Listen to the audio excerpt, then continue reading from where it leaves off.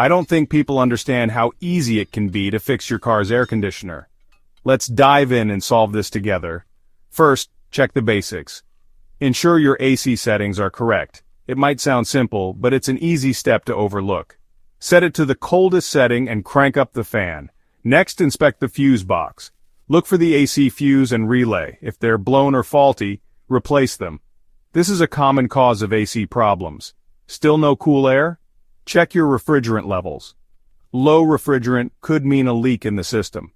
You can purchase a DIY recharge kit from your local auto parts store.